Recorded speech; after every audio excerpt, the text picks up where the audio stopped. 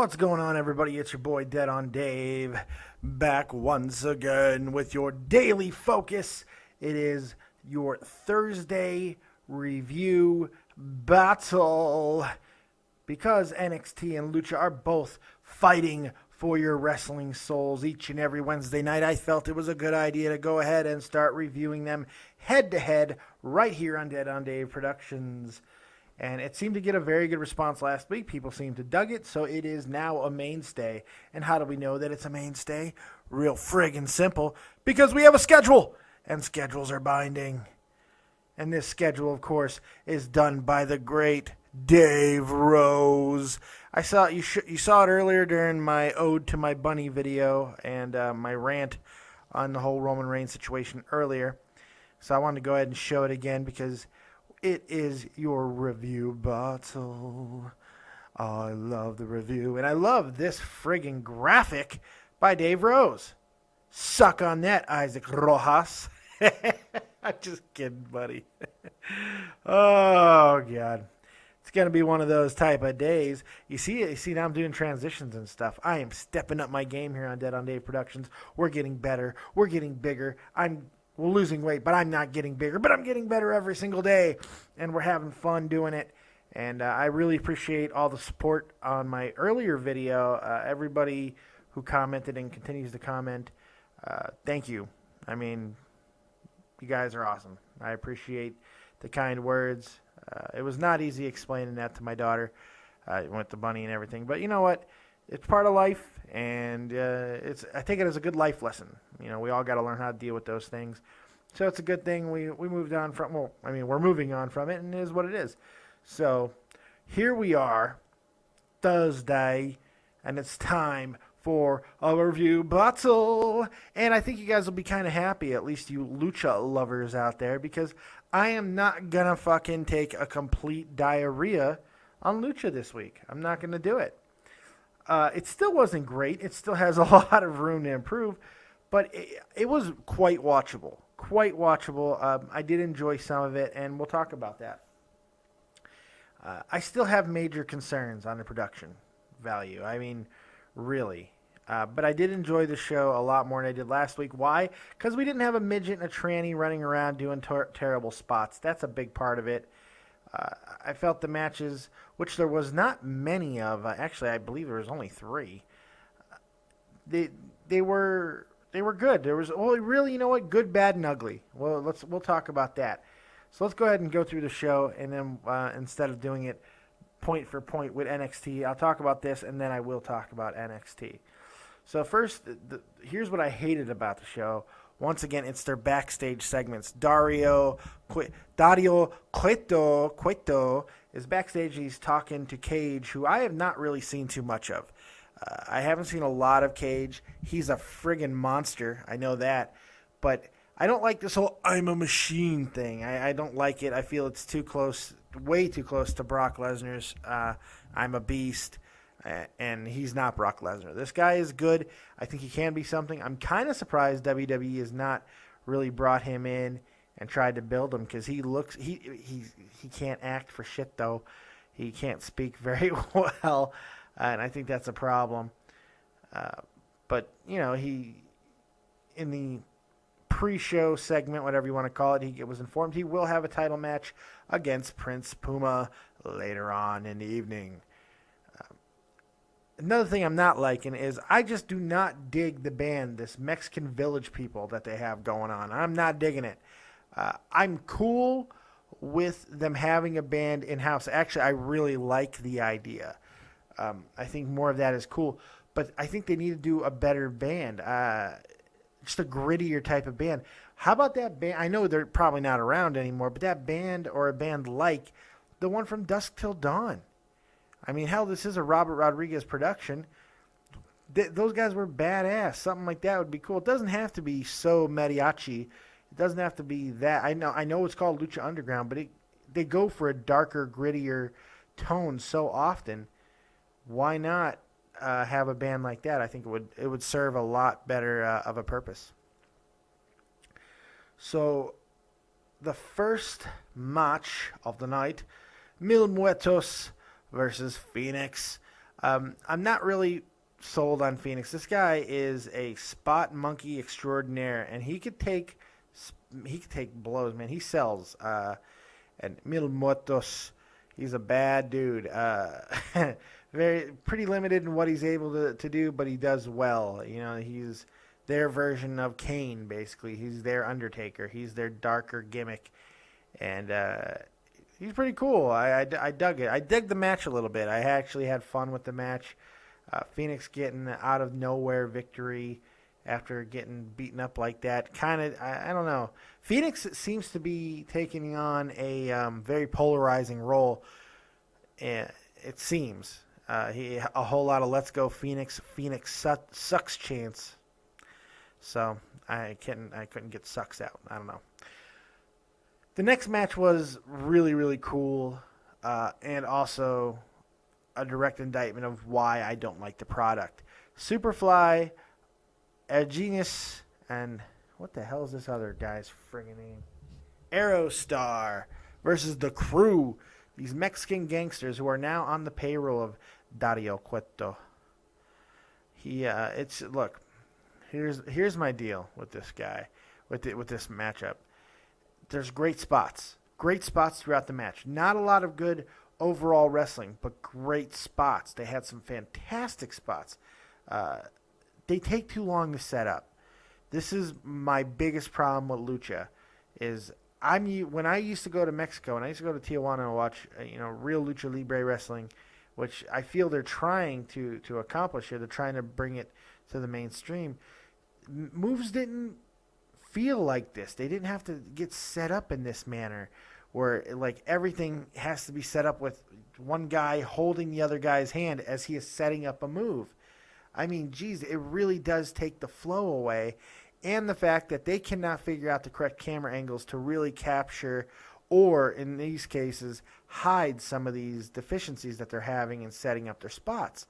I think once they figure that out, the matches will flow better. 90% of Lucha's problem right now can be attributed to their lack of roster depth, because they got a few really good guys and a whole bunch of dudes that can barely go at all, and the fact that they don't know how to pace matches and work their spots in properly. You have to work in and out. You have to be able to engage a crowd. And I think they hide behind the fact that it is Lucha a little bit too much. And they rely on those big Lucha spots to win over crowds. And to a live audience, it might be really neat. But I'm wondering how much of that live audience reaction is not coaxed out. It's heavily edited, and you could tell. It almost seems like the crowds that show up there are being coaxed. I would love somebody who's been to one of these tapings to tell me what's going on. Because, I mean, the rest of the show is filmed and produced like a television show with a live studio audience, basically. So, I mean, it would not surprise me if it's the same type of situation there. And I'm not even knocking it for that. I just feel like they need to work on the flow.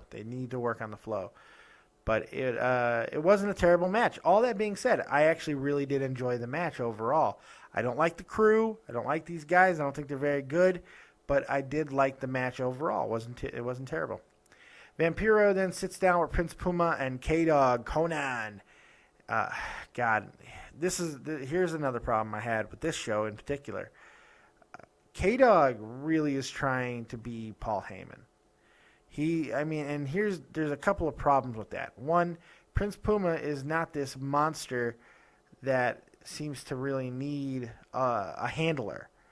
And K-Dog, Conan, he's okay on the mic, but I don't feel he's a spectacular talker. But all that being said, I just don't feel that's working. I would actually like to split up Prince Puma and Conan, and I think they will. And they're teasing a Vampiro-Conan match, perhaps. I noticed that as well. Vampiro is very confrontational with Conan, which I thought was kind of cool. I don't mind Vampiro, but apparently he is a cancer backstage, and all of his mistakes that he made, which you could tell in this episode too, really do seem to cost the editing process a lot. From what I read, he adds on, him alone, his mess-ups seem to add on about 6 to 8 hours of post-production editing every week. That's unacceptable, and it's just a matter of time before he suffers because of it, gets the old axe. I got to give a little bit of props to Matt Stryker. Bless his heart, he tries. God, I'm wondering how much of his performance is hindered by Vampiro and all the mistakes that he makes. Because I actually did not have a lot of problem with Stryker this week. Usually I have much more, but he seemed to tone it down. And, I don't know. He's not as bad. He's on and off. I still am not a fan of Matt Stryker, but I don't feel he was as egregiously offensively bad as he usually is. So, bless his heart for trying. I'll tell you that, though. He really did try. He was trying. He was really trying. The Lucha Underground World Championship match is the main event. Like I said, only 3 matches on the card. I know it's only an hour show, but you kind of want to get a little bit more out of it than that. And I'm going to forgive it for this show because I felt that all 3 matches were fairly good. So, but this Prince Puma and Cage match, here's the problem. I didn't like this match because there's a serious style problem. And it's okay when you have style matchups that don't mix if the wrestlers can adapt to them. However, Puma does not seem to be able to work with a bigger guy. Now, I've seen Ricochet for a long time. That's who Prince Puma actually is. And Ricochet is a very good wrestler, very, very good wrestler. But when I try to think back on how many times I've seen, as Puma or Ricochet, work successfully with bigger guys, I'm kind of coming up blank. So it's just, I don't know. He works well with like Johnny Mundo and Phoenix and all these guys who are small, medium-sized build dudes. So I'm thinking the issue is going to be on him. And the reason why I say that is bigger guys are used to always working with dudes smaller than themselves. So usually they don't have a problem with working with smaller guys. And Cage, for his size, seems to be rather athletic. He's very green, though. Very, very green. And he seems to be a very stiff worker, too, which kind of, I think, works for Lucha. And maybe the reason why it's kept him out of bigger promotions. Maybe. I'm not sure. This match just did not have that bite to me. And I don't care about the feud. That didn't bring me in. The ending. Let's talk about Conan again. Let's talk about the horrible blade job. The blatant, terrible blade job that he had. And all the editing that they do, you're telling me they could not hide the blading better than that?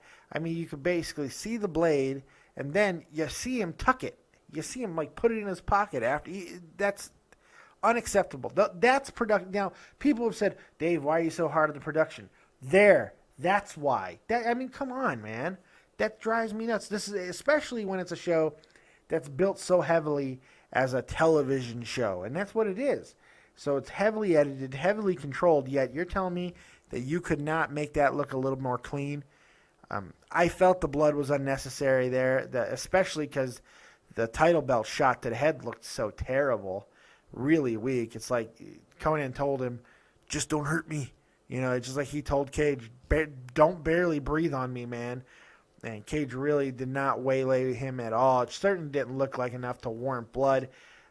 It did not seem like a spot that necessarily needed blood. It just kind of felt like a blood for blood's sake. And then the terrible ripping of the belt. What that belt looked like it was 15 cents. It looked so cheap and plasticky. And him ripping that belt and making it look as terrible as even worse than it already looks, really took away from the meaning of that championship belt to me. Especially since Dario was all like,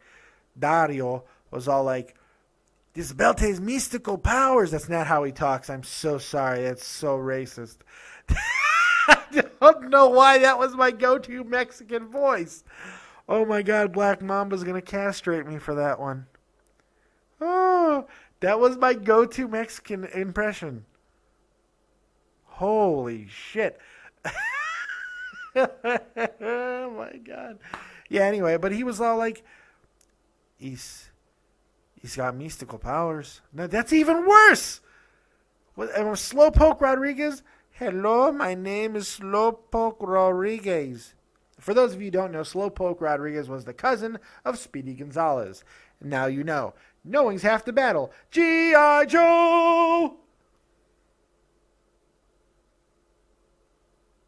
Anyway, yeah, it didn't work. But all that being said, I know that it seems like I was a little bit negative.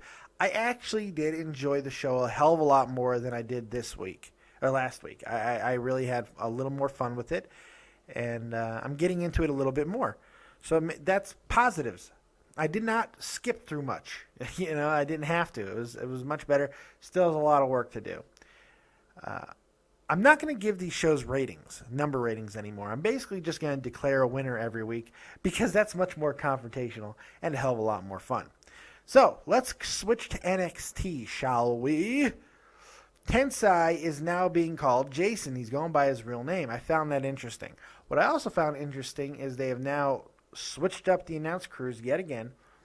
And Jason Tensai, who is usually with Corey Graves and Tom Brennan, is now with Alex Riley, who is usually with Renee.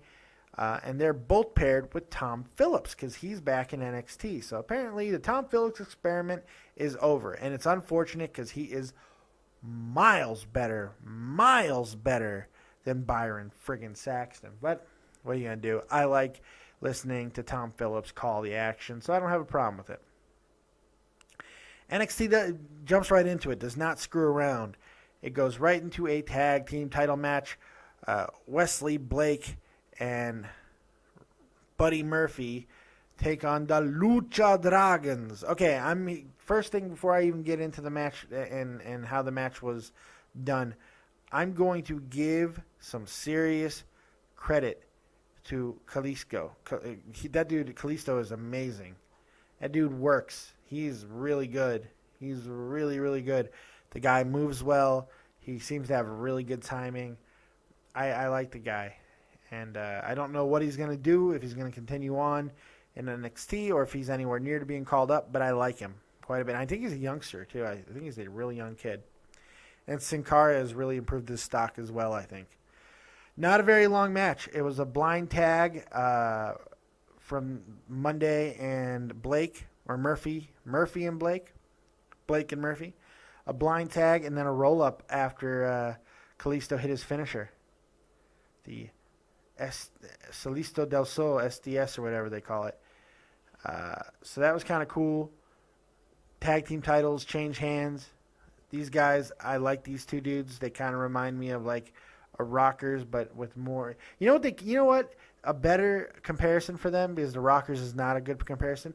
They're the American Males. They're Buff Bagwell, Marcus Alexander Bagwell, and Scotty Riggs. That's who these guys are.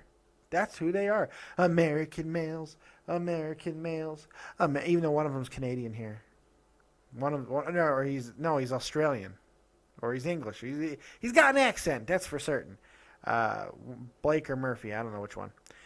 But I enjoyed the match. It was quick. I like the title change, and I think that they're going to continue on the feud with the Lucha Dragons. I also believe that the Vaudevillains are going to get involved here somehow. It wouldn't surprise me if they're some kind of a triple threat tag team match at the next NXT pay-per-view. Tyler Breeze next with another weird laying down selfie video promo of his. I like the guy in the ring. I just don't know how much I like the guy on his. I don't like his gimmick. I don't know what it is. It's like Rick the Model Martel and John Morrison fucked. That's what he looks like. It's like they had a baby, and that's Tyler Breeze.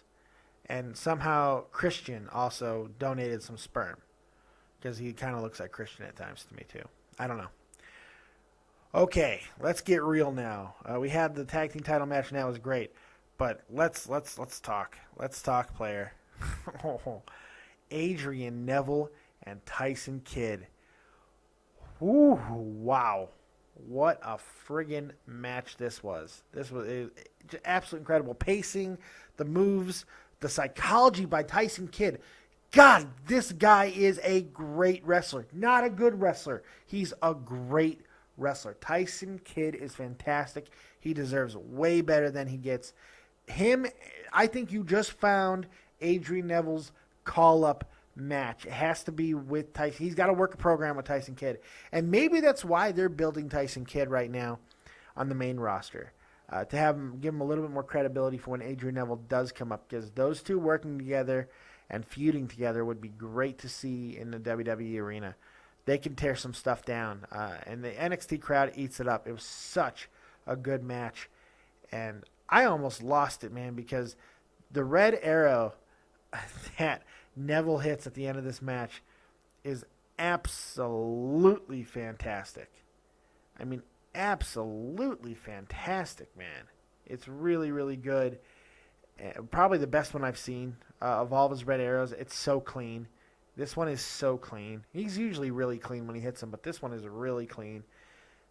Great match. He also hits a really high impact power bomb that's really high on the neck, and you can tell that Tyson adjusted to look that. That's a really dangerous spot, but it looks like they both were in on that one. They probably got talked to afterwards because that's a really dangerous spot, but it looked really cool.